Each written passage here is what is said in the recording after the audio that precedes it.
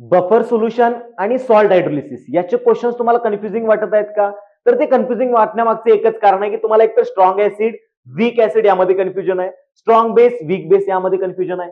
हे कन्फ्युजन दूर करण्यासाठी चला तर मग पाहू स्ट्रॉंग ऍसिड, स्ट्रॉंग बेस कशा लक्षात ठेवायचे.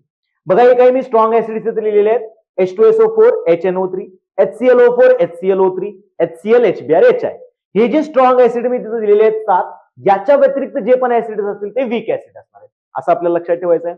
दुसरी गोष्ट, स्ट्रॉंग बेस लक्षात ठेवताना सिंपल काय बघा, MOH म्हणजे जेवढे पण आपले अल्कली मेटल्स आहेत त्याचे जे हायड्रॉक्साइड्स असणार आहेत हे सगळे काय आहेत, स्ट्रॉंग बेस आहेत. प्लस दुसऱ्या ग्रुप मधले म्हणजे कोणकोणते, BaOH ट्वाइस, SrOH ट्वाइस आणि CaOH ट्वाइस, हे तीन जे आहेत ते स्ट्रॉंग बेस आहेत.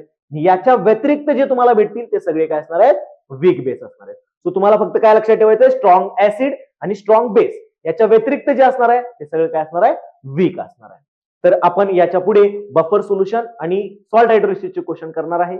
तर अशाच 1 मार्कासाठी नक्कीच फॉलो अँड सबस्क्राईब.